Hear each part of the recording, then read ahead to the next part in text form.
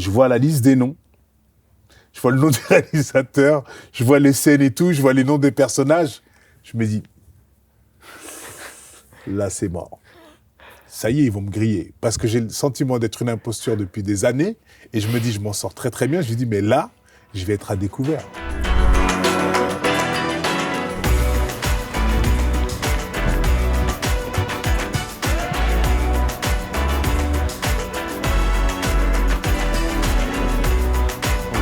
Bonjour.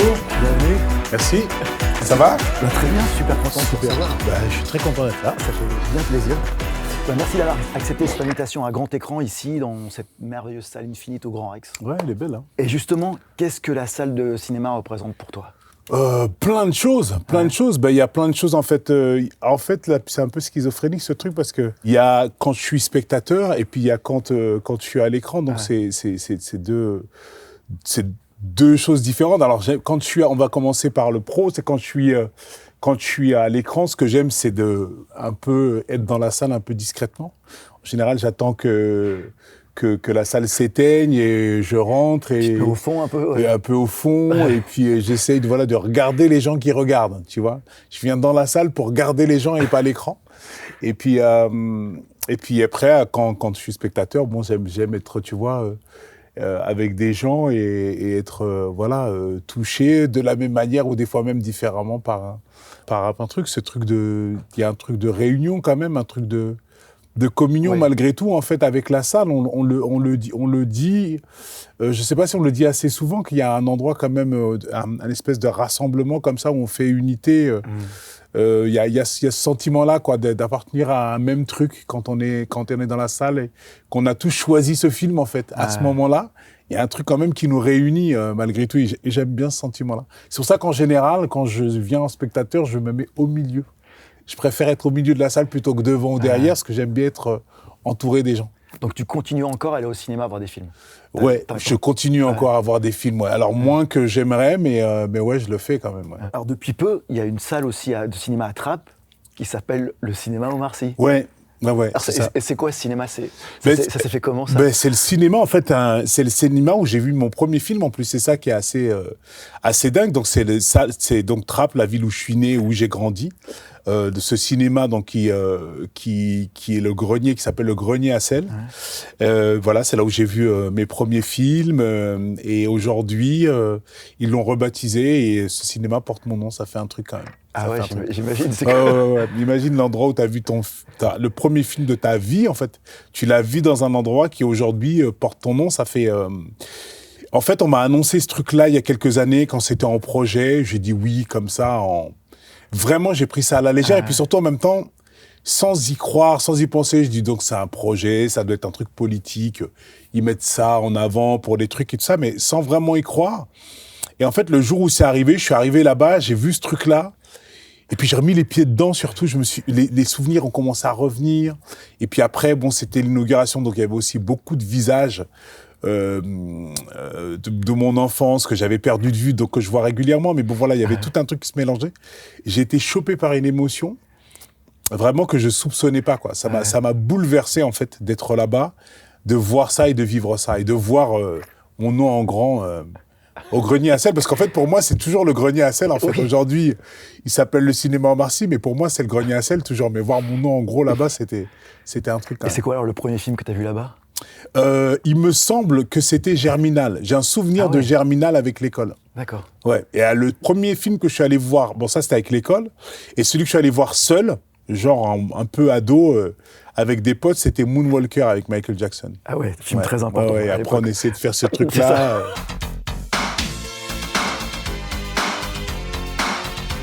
Un pote qui a fait se casser les dents parce qu'il voulait aller jusqu'au bout. Enfin, mais je me souviens de ce truc, c'était un peu ça. Ouais. Alors cet été, Trappes est devenu viral grâce à Jeff Goldblum. Tu es dans une émission de Jimmy Kimmel où Jeff Goldblum t'interviewe et il demande comment s'appelle la ville d'où tu viens. C'est Trappes et tu lui fais répéter Trappes. Enfin, il répète Trappes en boucle. Can you do it again, please? Just for the... Les habitants de Trappes, écoutez ce qui est en train de se passer. Écoutez, absolument, bien sûr. Bien sûr, merci Jeff, merci. Écoutez, Trappes. Non, parce que c'est lui qui me parle de Trappes. C'est incroyable parce qu'il me parle de plein de choses et puis il me dit tu viens de Trappes et puis j'entends trap dans sa bouche. Je lui dis, mais c'est un peu, là, c'est extraordinaire ce qui est en train de se passer. Et comme c'est passé un peu rapidement, j'avais envie de le revivre. Et donc, je lui demande de répéter, parce que d'avoir trap dans sa bouche, c'est assez extraordinaire. Et je lui demande de répéter, il le fait tellement bien et tellement gentiment, voilà, et donc, du coup, ouais, c'est devenu un peu viral. Mais c'est cool pour les habitants de Trappes, pour nous tous. Et voilà, ça monte la boucle du truc. Et assez dingue, en fait. Cette vie est assez folle. Du coup, c'était pas prévu, parce qu'on sait que les émissions américaines comme ça sont scénarisées, sont à peu près écrites. Oui, c'est à peu près écrit. Alors, en fait, c'est plutôt on va dire, bon, pardon, je vais faire un peu d'anglais, je vais me la raconter un peu, mais c'est les milestones, quoi. On sait à peu près où on doit aller. Ouais. Voilà, il y a des thèmes, il y a des points qu'on doit rejoindre, mais entre les deux, c'est quand même un peu freestyle. Par exemple, ça, voilà, c'est pas du tout prévu, quoi. Donc, tu t'attendais pas à ce qu'ils sortent Brassens juste après Fernande? What does this mean? Je pense à Fernande. Je bande. Non, là, il m'a eu sur ça. On voit que t'es presque gêné. Je suis gêné de ouf parce que moi, je comprends. Et je vois très bien qu'il le fait exprès, surtout. Donc, moi, je suis très, très gêné. Mais c'est marrant, il est très Il comprend très bien ce qu'il dit. Ouais. Mais bien sûr, bien sûr. Alors, on est aussi pour parler de Killer, ouais. du remake que John Woo a fait avec toi à Paris. Ouais. Et quand est-ce que tu as découvert The Killer? Est-ce que c'était justement au cinéma à Trappes ou Non. Alors, pas au cinéma à Trappes, j'étais trop jeune pour ça, je crois. Mais en tout cas, je me souviens, moi, The Killer, mon lien avec The Killer, c'est cette VHS que j'ai louée assez régulièrement. La VHS de The Killer. Et parce que c'était juste dingue.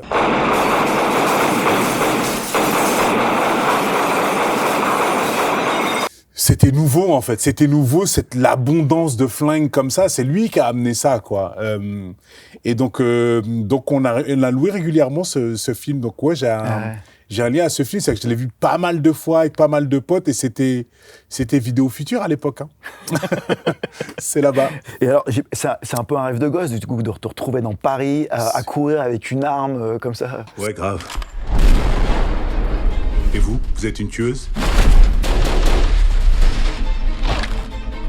Vous essayez de vous donner bonne conscience pour une fois ? C'est au-delà. Au ralenti. Mais c'est au-delà. C'est au-delà. C'est-à-dire tourner avec John Woo déjà, mais à quel moment c'est possible là, dans la vie de le faire ? Faire le remake de The Killer, c'est une chose. Et le faire à Paris, c'était juste incroyable ça. Donc pareil, c'est le genre de choses en fait...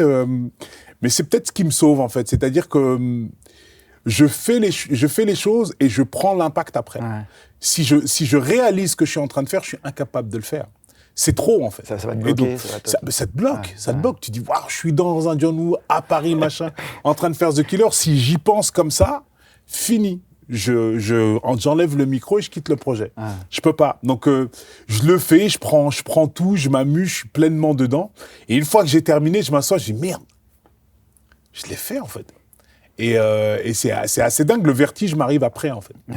Mais t'as hésité avant de faire ce projet parce qu'on sait... Jamais. Non, jamais. On n'hésite pas. C'est pas la première fois qu'il y a une tentative de remake. Je crois que Denzel Washington et Richard Gere, ils avaient essayé dans les années 90. Mais c'est John Woo qui t'appelle pour dire je vais le faire à Paris. Ah oui. Tu peux pas te tromper. Tu peux pas te tromper, c'est lui qui fait le remake de son propre film.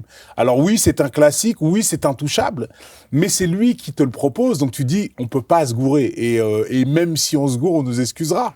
C'est le gars en question. Donc, et puis, à quel moment je saisis pas l'occasion de vivre un truc pareil. C'est impossible. Donc non, j'ai pas hésité, mais une seconde. Alors j'ai fait un petit coup de bluff quand même, j'ai fait un petit peu le mec qui se fait désirer, et j'ai posé des conditions surtout. J'ai dit, John, si je fais le film, j'ai besoin de mon plan à la John Woo. Je veux mon ralenti avec une colombe et un coup de feu derrière. Il me l'a donné. Alors oui, justement, on se dit, John Woo à Paris, c'est plein de pigeons, et là, John Woo, ça lui fait plaisir. Il peut filmer des pigeons ralentis. Il a filmé des pigeons, beaucoup de pigeons ralentis. Beaucoup de pigeons ralentis. On les a.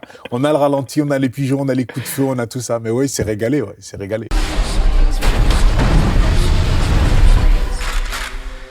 Tu sais d'où ça lui vient, cette fascination des oiseaux, des colombes qui au ralenti? Non, mais il y a un truc, je crois qu'il aime la musique, il aime les comédies musicales, et il est dans ce truc un peu lyrique, un peu poétique. Donc l'oiseau, c'est le symbole de plein de choses. Donc il joue beaucoup avec ça, la légèreté, la liberté face à la violence. Il est dans ces contrastes-là. Donc ça l'amuse beaucoup pour ça. Et puis il m'a dit un jour, ouais, c'est quand même beau à filmer.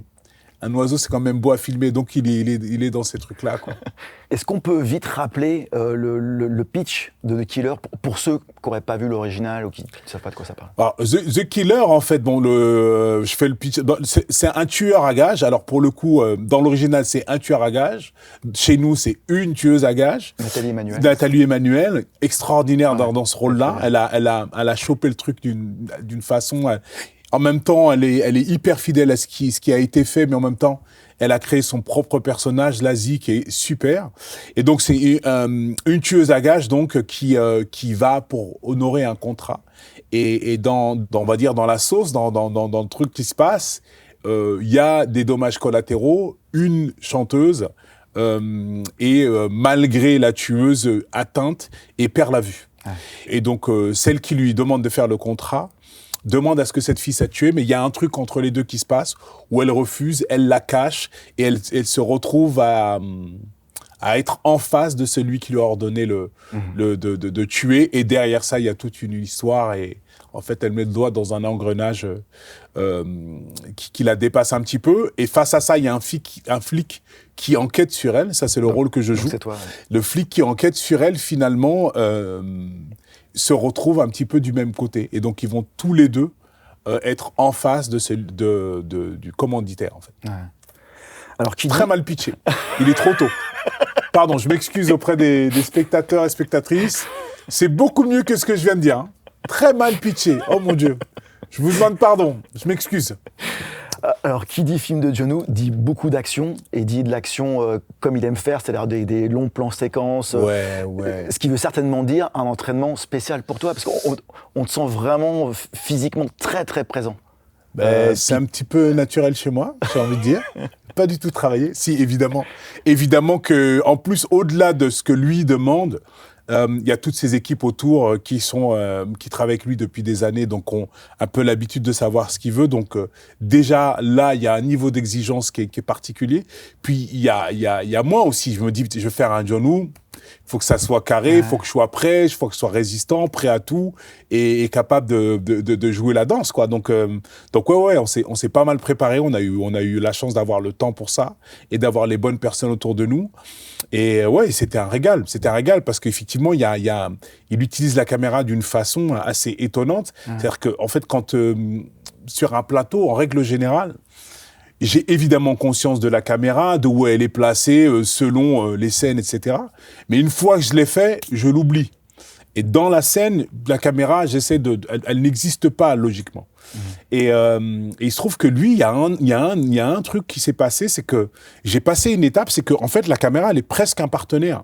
J'ai jamais eu cette relation-là avec la caméra sur un plateau où vraiment on danse avec comme on jouerait avec un partenaire. Donc il y a Nathalie ici, la caméra là, et en fait on est trois dans la scène. Or que logiquement, dans ma façon d'approcher les choses, c'est toujours mon partenaire et rien d'autre. La rigueur des fois le décor, mais là la caméra vraiment présente comme ça, c'est assez nouveau. Et pour moi, j'ai passé une étape là-dessus. Et c'est vrai qu'on danse avec, et souvent dans les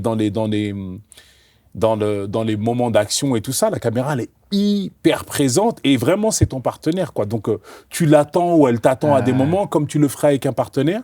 C'est vraiment la première fois, malgré ma longue carrière, parce que j'ai quand même 60 ans de carrière, et j'ai jamais eu cette relation-là. Ouais, tu sais, je sais. Je suis un peu maître Yoda. Hein. Non, mais et donc c'est la première fois que j'ai vécu ça, mais c'est vraiment la particularité chez lui. D'ailleurs, c'est ce qui donne un petit peu les plans qu'on peut avoir chez lui, et même une espèce d'harmonie un peu poétique là. Il va chercher des trucs assez dingues d'une manière qui est la sienne, je crois. Ouais. Alors, ce film marque les 10 ans de ta carrière américaine. Bon ? Je crois que les X-Men, c'était en 2014.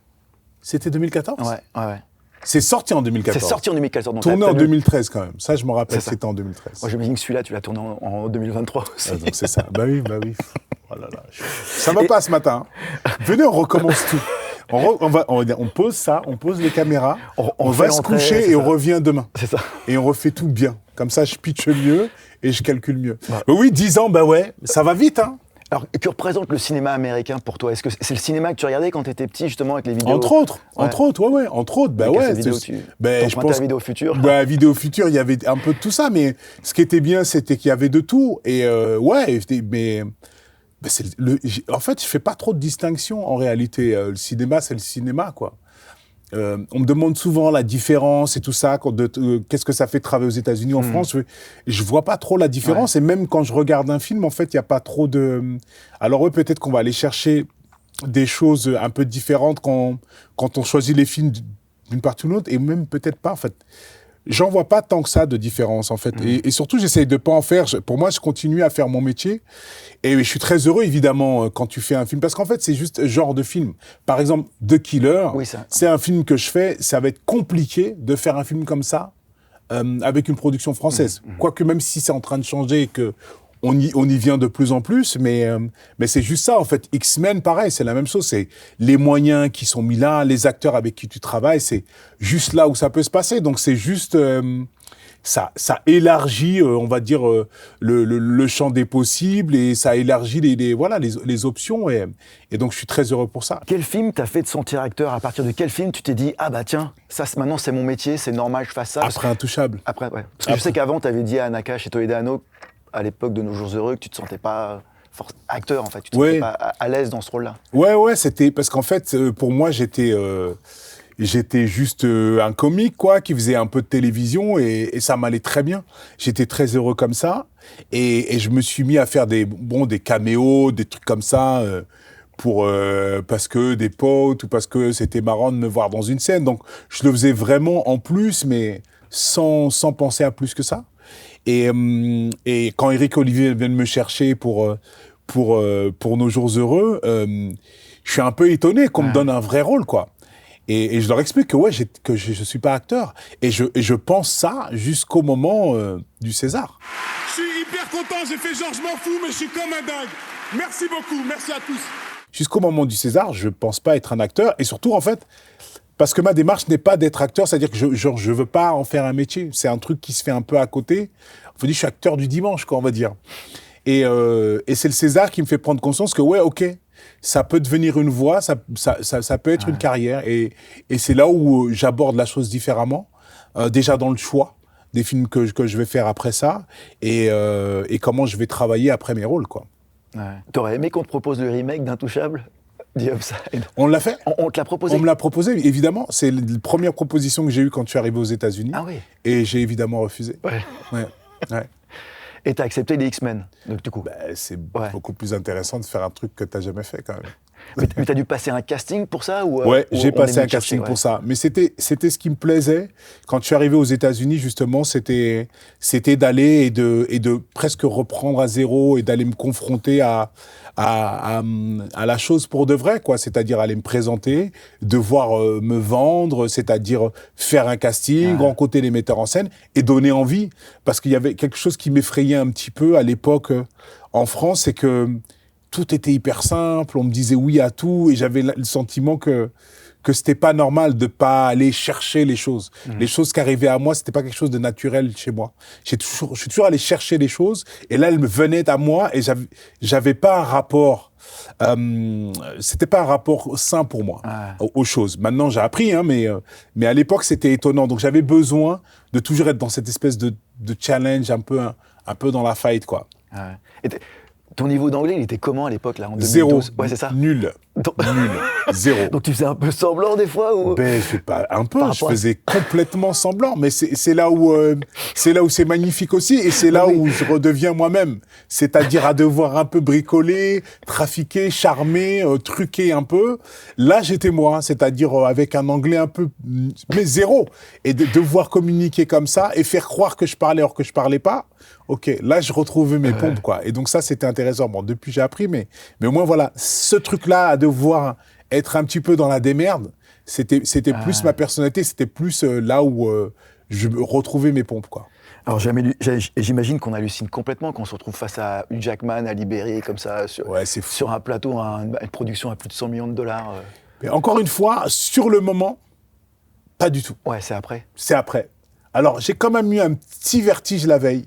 je vois donc l'équivalent de la feuille de service, où donc il y a les noms des acteurs qui vont être là demain, à quelle heure ils sont convoqués, les scènes qu'on va tourner et tout.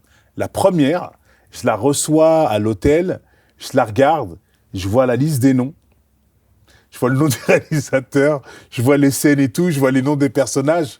Je me dis, là c'est mort. Ça y est, ils vont me griller. Parce que j'ai le sentiment d'être une imposture depuis des années. Et je me dis, je m'en sors très très bien. Je me dis, mais là, je vais être à découvert. Ils vont voir que je suis pas acteur. Ils vont me virer. Ça va être la honte. Ça va être une catastrophe demain. Je commence à avoir le vertige. Je flippe. Je dors très très mal. Je dors très très mal cette nuit-là. Elle a été compliquée. Et puis en fait, tu arrives sur le plateau et, comme d'hab, je fais semblant. Je me dis, allez hop. Je suis à ma place, tout va bien. Je fais, ouais, allez, salut, ouais. On fait quoi aujourd'hui? Je fais genre, quoi. Et le tournage se passe comme ça, et il se trouve que je l'ai fait. Je l'ai fait. We can't stop that many. No, but we can slow them down. Et à la sortie du film, qu'est-ce que tes potes attrapent, on dit? Est-ce qu'ils te félicitent? Est-ce qu'ils te vannent? Est-ce que il y a tout, il y a tout. C'est ça qui est magnifique aussi avec les potes d'enfance, c'est qu'il y a de tout. Il y a de la fierté, ils sont contents, mais en même temps, ça n'empêche qu'ils te chambrent quand même et qu'ils vont aller voir là où t'as un peu ripé. Et ça remet les choses à leur bonne place. Mais en plus, ils attendent pas le tournage pour ça, parce qu'il y a eu l'annonce. Ils attendent pas le film. Il y a eu l'annonce du tournage. Ils savent que j'y suis. Donc ouais, il y a une fierté immense, mais de plein de gens. Et d'ailleurs, ce qui était assez touchant aussi, c'est que j'ai senti aussi la fierté d'autres gens que je connaissais pas, des Français qui avaient appris la nouvelle et qui étaient hyper fiers pour moi, et que c'est comme si je portais le maillot de l'équipe de France, quoi. Il y avait un côté comme ça, c'était hyper cool. Et c'est d'ailleurs à ce moment-là que j'ai compris ça, que en fait. Que tu pouvais représenter la France différemment qu'avec le sport, en fait. C'était dans mes débuts aux États-Unis, là, avec ce film-là, je me suis rendu compte, ah ouais, tiens, là, je porte les couleurs quand même. C'était un bon sentiment. En fait, en quittant la France, je suis devenu encore plus français. Ouais. C'est assez étonnant. Donc ça te dérange pas, ce côté-là où il y a beaucoup de gens qui, dès qu'il se passe quelque chose, on veut avoir ton commentaire. C'est comme si tu étais devenu une espèce de porte-parole ou une espèce de... Ouais, ben ça, c'est venu avec le temps, avec les choses. Ouais. Mais bon, ça, ça regarde ceux qui attendent des choses qui n'auront jamais. Hein. Ouais. Et alors, est-ce qu'on prend une leçon de cinéma quand on se retrouve face à Harrison Ford ou Tom Hanks? Toujours. Quand on a toujours, mais face à... acteurs.